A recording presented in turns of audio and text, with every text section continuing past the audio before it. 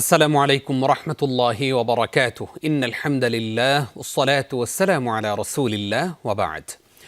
মৃত্যু এক অনিবার্য সত্য, আর কবর হলো আখিরাতের প্রথম ধাপ।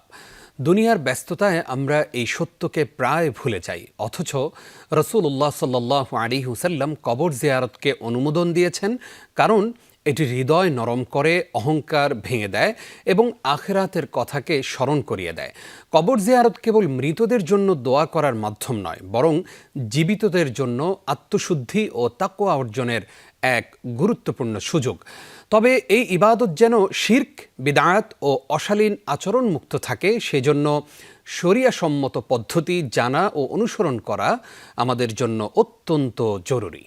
আজকের বিষয় কবর জিয়ারতের পদ্ধতি। সুপ্রিয় দর্শক শ্রোতা, কাছে এবং দূরে যে যেখানে আছেন সবাইকে স্বাগত জানাচ্ছি যমুনা টেলিভিশনের নিয়মিত আয়োজন in the name of Allah with BRB cables অনুষ্ঠানে। আপনাদের সাথে আছি আমি নিজাম বিন মুহিব। অনুষ্ঠানটি টিভি সেটের পাশাপাশি যমুনা টেলিভিশনের ফেসবুক পেজে সরাসরি সম্প্রচারিত হচ্ছে। দর্শক, আপনারাও যোগ দিতে পারেন আমাদের সাথে এই অনুষ্ঠানে। সরাসরি ফোন করতে ডায়াল করুন 02982405 নম্বরে। অতিথি হিসাবে আজ আমাদের সঙ্গে যুক্ত হচ্ছেন দেশের খ্যাতনামা স্কলার, উত্তরা সেন্ট্রাল জামে মসজিদের সম্মানিত খতিব ফদিলাতুল শেখ ডক্টর হাফেজ রফিকুল ইসলাম মাদানী। আসসালামু আলাইকুম রহমতুল্লাহ। ওয়ালাইকুম আসসালাম রহমতুল্লাহ বরাকাতু। স্যার, কেমন আছেন?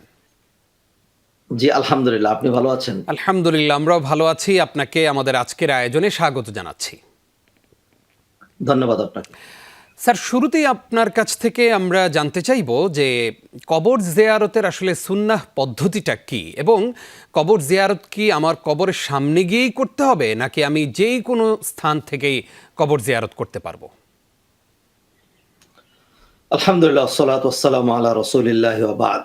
দেখুন, জিয়ারা শব্দটি আরবি, এর ইংরেজি প্রতিশব্দ হলো ভিজিট করা, সাক্ষাৎ, দর্শন, দেখা, উপস্থিত হওয়া, এগুলো হলো তার বাংলা মিনিং অথবা অর্থ। কবর জিয়ারা, এটা কবরের কাছে গিয়েই করতে হবে, দূর থেকে জিয়ারা করার কোনো শরঈ সুন্নাহসম্মত কোনো জিয়ারা নাই, কবরের কাছেই যেতে হবে। আর এই জন্য যে কবর জিয়ারার যে লক্ষ্য উদ্দেশ্য, সেটি দূর থেকে অর্জিত হয় না, সেটি কাছে যেতে হয়। কয়েকটি লাভ। এক নম্বর হলো মানুষ যখন কবর জিয়ারা করবে, সেখানে দুটো জিনিস থাকে। একটা হলো মাইয়েতকে সে সালাম দিবে এবং মাইয়েতের জন্য মাগফিরাতের দোয়া করবে। মাগফিরাতের দোয়া উপস্থিত হয়েও করা যায়, দূর থেকেও করা যায়, কিন্তু সালামটা দূর থেকে হয় না, সালামটা সাক্ষাতে হয়। আমরা নবীজিকে দূর থেকে সালাম দিতে পারি, সেটা ফেরেশতারা বহন করে নিয়ে যায়, সেটা আলাদা। কিন্তু অন্য কোনো মাইয়েত যারা, তাদের বিধানটা আলাদা। আরেকটি কবর জিয়ারার লক্ষ্য হলো, নবীজি যেমন হাদিসে বলেছেন, কুনতু নাহাইতুকুম আন জিয়ারাতিল কুবুর আলা ফাজুরুহা ফাইন্নাহা তুযাক্কিরুল আখিরা। কবর এটি মানুষকে আখিরাতের কথা স্মরণ করে দিবে, এটি একটি লক্ষ্য।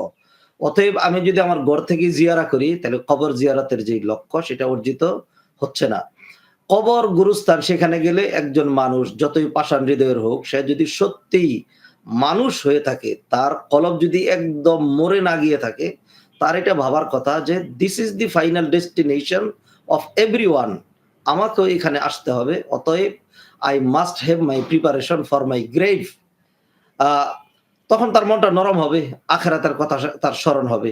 তো সেই জন্য কবর জিয়ারা দূর থেকে করা যাবে না। শরিয়া সম্মত যেই জিয়ারা, সেটা হলো তিনি কবরের স্থান অথবা কবরের কাছে দিয়ে যখন যাবেন, তখন এখানে দুটো জিনিস ইনক্লুড করেছেন নবীজি সাল্লাল্লাহু আলাইহি ওয়াসাল্লাম। নবীজি কবর জিয়ারা শিখিয়েছেন। তিনি কবর জিয়ারা করতে গেলে তিনি বলতেন, আসসালামু আলাইকুম ইয়া আহলাল কুবুর, অথবা আসসালামু আলাইকুম দিয়ারা কওমি মুমিনিন ইয়াগফিরুল্লাহু লানা ওয়া লাকুম। এটা হলো দোয়া, আল্লাহ আমাদেরকে এবং তোমাদেরকে ক্ষমা করে দিন।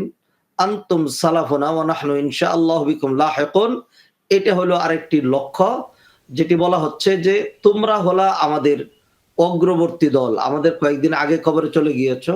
ওয়া ইন্না ইনশাআল্লাহু বিকুম লাহিকুন, আর এই তো আমরাও তোমাদের সাথে মিলিত হব, আমরাও চলে আসব। জি। এই কথাগুলো যখন কোনো মানুষ মনে প্রাণে বলবে এবং সালাম দিবে, তখন তার মনটা নরম হওয়া এবং কবরের জন্য প্রস্তুতি নেওয়া একান্তই স্বাভাবিক। সেই জন্য কবর জিয়ারা করতে হবে, কবরের কাছে গিয়ে দূর থেকে জিয়ারা করা যাবে না। অসংখ্য ধন্যবাদ ওস্তাজ আপনাকে। জানতে চাই আপনার কাছে যে কবর এবং মাজারের মধ্যে পার্থক্যটা আসলে কি? কেউ কবর বলছেন, কেউ মাজার বলছেন। এই দুইটার মধ্যে আসলে পার্থক্য কি? মাজার শব্দের অর্থ হলো জিয়ারাত করার জায়গা। আর কবর যখন আমরা জিয়ারা করি তখন যেই জায়গায় জিয়ারা করা হয় সেইটাই শাব্দিক অর্থে মাজার। অতএব আমি যদি আপনার বাসায় বেড়াতে যাই, আপনাকে দেখতে যাই, তাহলে আমার জন্য আপনার বাসাটা মাজার শাব্দিক অর্থে। কিন্তু আমরা যে কাজটা করেছি এটা ভারতীয় উপমহাদেশে এটি বলা হয়। সেটি হলো যদি মানুষের দৃষ্টিতে বড় কোনো নেককার ব্যক্তির কবর হয়, অথবা ব্যতিক্রম কিছু হয়, সেখানে সিন্নি করতে হবে, চাঁদা উঠাইতে হবে, ভিক্ষা করতে হবে, গাজার আসর বসাইতে হবে, এই ধরনের কিছু যদি হয়, তখন সেই কবরটাকে জমজমাট, রমরমাট এবং একটা মানে জমায়েত বাজার করার জন্য এটার নাম তারা দেয় মাজার। আর যদি নবীদের কবর হয় তখন সেটাকে, যেমন নবীদের কবরকে বলা হয় রওদা, রওজা বলে, রওজা শরীফ। আসলে দেখুন, নবীর কবর, অলিদের কবর, আমাদের কবর, সকল কবরকে একই কবর বলা হয়েছে। নবীজি তার কবরকে কি বলেছেন? তিনি কবরই বলেছেন। ইমাম মালিক বলছেন কুল্লুন ইউখাযু মিন কওলি ওয়া ইউরাদ্দু ইল্লা সাহিবু হাযাল কবর।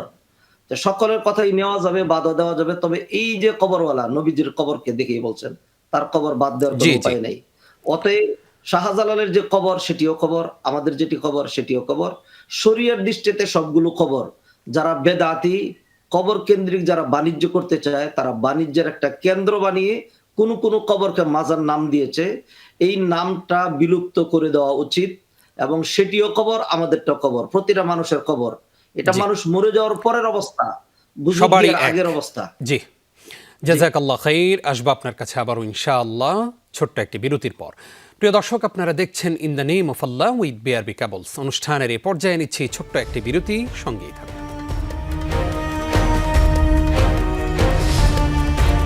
আরও একবার স্বাগত। প্রিয় দর্শক, দেখছেন in the name of Allah with BRB cables. আমাদের আজকের বিষয় কবর জিয়ারতের পদ্ধতি। আর এ বিষয়ে কথা বলছেন উত্তরা সেন্ট্রাল জামে মসজিদের সম্মানিত খতিব ডক্টর হাফেজ রফিকুল ইসলাম মাদানী। শেখ, আপনাকে আরও একবার স্বাগত জানাচ্ছি আমরা।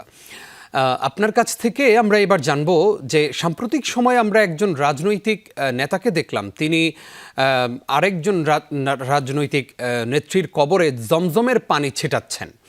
আপনার কাছে আমাদের জানতে চাওয়া হলো, কবরের মধ্যে জমজমের পানি ছিটালে কবরবাসীর কি কোনো উপকার হয় কিনা? আহ, জি, দেখুন, কবর জিয়ারার দুটো লাভ। একটি হলো যারা জিয়ারা করে তাদের, এবং যার করা হয় তার। প্রথম, যারা এই কাজটা করছেন, এই কাজটা একদম অ্যাবসোলুটলি গর্হিত এবং বিদআত। যারা করছেন, কবর থেকে যে ফায়দাটা পাওয়া দরকার জিরো পাচ্ছেন, বরং উল্টা গুনাহ হচ্ছে। কারণ কুল্লু বিদআতিন দলালা, যে কাজটা করা হচ্ছে এটা একদম বিদআত। জমজমের পানি পান করার জন্য নবীজি হাদিসে বলছেন, মা উজমজম লিমা শুরিবা লাহু, যে নিয়তে পান করবে আল্লাহ সেটা পূর্ণ করবেন, অথবা এর মাধ্যমে আল্লাহ সুবহানাহু ওয়া তাআলা রোগ মুক্তি দান করেন। তো মাইয়েতের তার কোনো রোগ নাই যে সেটা ভালো হবে। আর এই জমজমের পানি কবরে ছিটানোর জন্য নয়, এটা পান করার জন্য, অথবা জীবিত ব্যক্তি পান করার পরে যদি কিছু মাথায় দেয় সেটা সে দিতে পারে। এটা জমজমের পানি, এটা অনেক দামি পানি। কবরে ছিটানো এটা 100% বিদআত, বিদায়। যারা করছেন তাদের বড় কবিরা গুনাহ হবে। আর যার জন্য করা হচ্ছে তিনি আর জানেন না এটা, তিনি হয়তো কল্পনাও করেননি, সেজন্য তার গুনাহ হবে সেটা বলছি না, তবে এর মাধ্যমে তার বিন্দুমাত্র কোনো লাভ হবে না। মাইয়েতের যেটি লাভ হবে সেটা হলো শরিয়া সম্মত কেউ যদি জিয়ারা করে, দোয়া করে সেটি। আর কবরকে যতই বেশি জিয়ারা, একেবারে এটাকে মাজারের মতো যদি বানিয়ে ফেলে, যেমনটি অন্যরা করে, অথবা এটাকে একটা ঈদ উৎসবের, যে সারাক্ষণ সেখানে ফুলের মালা এটা দিতে থাকে, তাহলে নিঃসন্দেহের কারণে গুনাহ হবে। এবং নবীজি সাল্লাল্লাহু আলাইহি ওয়াসাল্লাম এগুলো নিষেধ করতেন। তিনি বলছেন যে তোমরা আমার কবরকে ঈদ বানাইও না, এখানে সবসময় আসবে না, দূর থেকে তোমরা সালাম দিবে, ফেরেশতারা সেই সালাম আমাদের কাছে নিয়ে আসবে। আমরা যখন জিয়ারা করতে পারবো না, আমরা দূর থেকে দোয়া করতে পারবো। সব সময় আপনি দোয়া করেন মাইয়িতের জন্য। এগুলো নিঃসন্দেহে আমাদের দেশের ওই যে কুলুষিত এবং অভিশপ্ত যে রাজনীতি আছে, সেই রাজনীতির একটা পার্ট। আমরা সেই মাইয়েতের অনেক হিতাকাঙ্ক্ষী। আমি তো বিভিন্ন মাহফিলে, জুমা এবং অন্য জায়গা তার জন্য দোয়া করি, দোয়া করেছি। তিনি এই দেশের সাথে গাদ্দারি করেননি। আলহামদুলিল্লাহ, আমরা তার মাগফিরাতের জন্য দোয়া করি, তিনি আমাদের কাছে সম্মানিতা। ইতিপূর্বে আমরা এই ধরনের সাক্ষাৎকার দিয়েছি। তবে যারা এগুলি করছে তারা কুৎসিত রাজনীতি করছে, বিদআত করছে, কবিরা গুনাহ করছে। আল্লাহ তাদেরকে হেদায়েত করুন। আমিন আমিন। অল্প কথায় আপনি একদম ব্যাখ্যামূলক কথামালাগুলোই আমাদেরকে উপহার দিচ্ছিলেন। জাযাকাল্লাহ খাইর। আপনার কাছ থেকে এবার জানতে চাইবো যে কবরে সিজদা করা, মাজারে সিজদা করা, মাজারকে কেন্দ্র করে কোনো একজন বুজুর্গের লাশকে কেন্দ্র করে পরবর্তীতে তার কবরকে সাজসজ্জা করে মাজার বানিয়ে সেখানে কোটি কোটি টাকার বাণিজ্য করা, এবং আমরা কিশোরগঞ্জের পাগলার মাজারের কথা বলতে পারি, গুলিস্তানে আছে শাহ আলীর মাজার মিরপুরে, এখানে কোটি কোটি টাকা কোনো বিষয়ই না। এই যে কবরকে কেন্দ্র করে এই আয়োজনগুলো, সেখানে গাজার আসর বসে, গানের আসর বসে, এগুলোর ব্যাপারে আসলে শরিয়া কি বলে? এই ধরনের কর্মকাণ্ডগুলোর সর্বনিম্ন যে মানে স্তর যেটি, সেটি হলো বিদআত অথবা হারাম। আর সর্বোচ্চ যেটি, সেটি হলো শিরিক। মানে এরকম একটা কাজ করলে মানুষ চিরস্থায়ী জাহান্নামী হওয়ার জন্য সেটি যথেষ্ট। কারণ হলো দান করা এটা ইবাদত, এটা অ্যাবসলিউটলি আল্লাহকে কেন্দ্র করে হতে হবে। যদি কোনো কোথাও মাজার আছে বুজুর্গ অথবা তার উসিলায়, অথবা তাকে সামনে রেখে তার বারাকা পাওয়ার জন্য ওই পাশের মসজিদে অথবা মাদ্রাসায় যদি বলা হয় যে ডাইরেক্ট মাজারে দেই নাই, মাজারের পাশের মসজিদে দিয়েছি, অথবা এই বুজুর্গের উসিলার জন্য দিয়েছি, তাইলেও সেটা শিরিক হবে। অতএব শিরিক তো বুঝেন, শিরিক মানে হলো এক ড্রাম দুধের মধ্যে এক ফোঁটা গুকরা সাপের বিষ দিলে যেরকম পুরো ড্রাম দুধ নষ্ট হয়ে যায়, জীবনে কেউ যদি একটা শিরিক করে আর সেটা নিয়েই মারা যায়, তাহলে তার জীবনের সকল এবাদত বরবাদ হয়ে জাহান্নাম তার জন্য চিরস্থায়ী ওয়াজিব হবে, 2-3 দিনের জন্য নয়। অতএব যারা মাজার কেন্দ্রিক এই ধরনের ব্যবসা, সেজদার কথা জিজ্ঞেস করছেন, কে জানে না যে সেজদা ইবাদত? এটা শুধু আল্লাহ পাবেন। জীবিত কোনো ব্যক্তিকেও যদি সিজদা করা হয় তাইলেও শিরিক, আর মৃত ব্যক্তিকে সিজদা করা, কবরে সিজদা করা, এটা যে ডাবল শিরিক, এটা আর বলার অপেক্ষা রাখে না। আল্লাহ সুবহানাহু ওয়া তাআলা আমাদেরকে সকল ইবাদত অ্যাবসলিউটলি আল্লাহর জন্য করার তৌফিক দান করুন। এই ধরনের কবর পূজা, মাজার পূজা এবং এই ধরনের ভ্রান্ত যে সমস্ত কর্মকাণ্ডগুলো আমরা করি, এগুলো ইচ্ছা করে নিজের জীবনের সকল ইবাদত বরবাদ করে দেওয়ার শামিল। আমরা এই কাজগুলো যেন না করি। মানুষকে দেখবেন নিছক একটা মসজিদ হচ্ছে, তার কাছে যদি 100 টাকা চাওয়া হয়, তিনি সংকোচন বোধ করেন, জি জি, দিতে তার কাছে খারাপ লাগে। হাত আর গুটিয়ে মাজারে ফেলেন। গিয়ে 1000 টাকা সে দিয়ে দিবে। জি জি, জাযাকাল্লাহ খাইর স্যার, আমরা উত্তর পেয়ে গেছি। অনেক অনেক শুকরিয়া আপনাকে। আসবো আপনার কাছে আবারও ইনশাআল্লাহ আরও একটি বিরতির পর। প্রিয় দর্শক, আপনারা দেখছেন in the name of Allah with BRB cables. সময় হলো আরও একটি বিরতির। সঙ্গীত